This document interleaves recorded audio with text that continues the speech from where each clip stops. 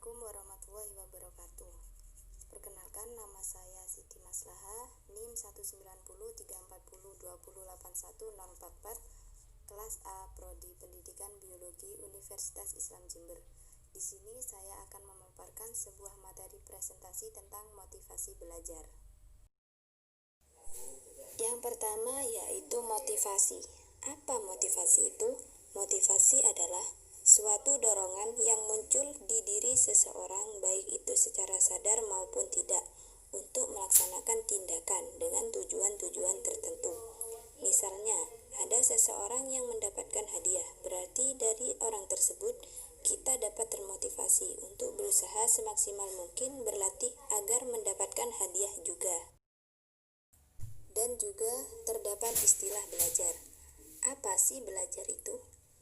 Belajar adalah perubahan yang relatif permanen dalam perilaku atau potensi perilaku sebagai hasil pengalaman atau latihan yang diperkuat dengan adanya interaksi antara stimulus dan respon pada seseorang. Dan yang selanjutnya ada istilah motivasi belajar. Motivasi belajar sendiri adalah keseluruhan daya penggerak dalam diri siswa yang menimbulkan kegiatan belajar, yang menjamin kelangsungan dari kegiatan belajar dan memberikan arah pada kegiatan belajar, sehingga tujuan yang dikehendaki oleh subjek dapat tercapai dengan baik. Dan selanjutnya yaitu ada beberapa faktor perbedaan motivasi belajar, yaitu yang pertama perbedaan fisiologis. Di perbedaan fisiologis ini seperti rasa lapar, rasa haus, hasrat seksual, dan lain-lain. Untuk perbedaan yang kedua yaitu perbedaan rasa aman, baik secara mental, fisik, dan intelektualnya. Yang ketiga yaitu perbedaan kasih sayang atau afeksi. Perbedaan kasih sayang ini yang diterima oleh siswa dari gurunya, dosennya, orang tuanya, dan lain sebagainya. Untuk yang keempat yaitu perbedaan harga diri. Contohnya, seorang yang memiliki mobil atau rumah mewah, jabatan yang tinggi, dan lain sebagainya, itu merupakan perbedaan harga diri dari diri kita ke diri orang lain. Untuk yang terakhir yaitu perbedaan aktualisasi diri. Perbedaan aktualisasi diri ini tersedianya kesempatan bagi seseorang untuk mengembangkan potensi yang terdapat dalam dirinya, sehingga dirinya bisa merubah menjadi kemampuan. Adapun faktor yang mempengaruhi motivasi belajar.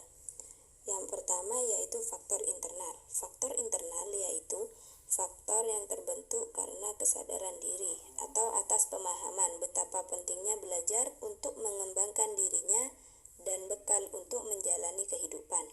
Yang kedua yaitu faktor eksternal. Faktor eksternal yaitu berupa rangsangan dari orang lain atau lingkungan sekitarnya yang dapat mempengaruhi psikologis orang yang bersangkutan. Adapun jenis-jenis motivasi belajar yaitu motivasi belajar primer. Motivasi belajar primer ini merupakan motivasi belajar dasar atau dari segi biologis. Sedangkan motivasi belajar sekunder yaitu motivasi belajar yang dipelajari, yang masih dalam tahap pembelajaran. Adapun beberapa cara untuk meningkatkan motivasi belajar. Yang pertama yaitu memberi angka, yang kedua yaitu memberi hadiah, yang ketiga mengikutkan kompetisi, yang keempat ego involvement, yang kelima memberi ulangan, yang keenam mengetahui hasil, yang ketujuh memberikan pujian, dan yang kedelapan hukuman atau punishment. Untuk materi yang terakhir yaitu tips bagaimana cara menguatkan motivasi belajar. Yang pertama yaitu bergaul dengan orang-orang yang senang belajar. Maka dari situ kita dapat termotivasi untuk gemar belajar juga. Sama halnya kita berteman dengan penjual minyak wangi, maka kita akan terciprat harumnya. Dan beda lagi dengan kita yang berteman dengan penjual ikan di pasar, maka kita akan terciprat bau amisnya dan busuknya. Yang kedua yaitu belajar apapun. Dari sini kita dapat belajar, baik itu secara formal maupun non-formal. Misalnya secara formal, kita sebagai mahasiswa FKIP, kita belajar bagaimana cara menjadi seorang guru yang profesional.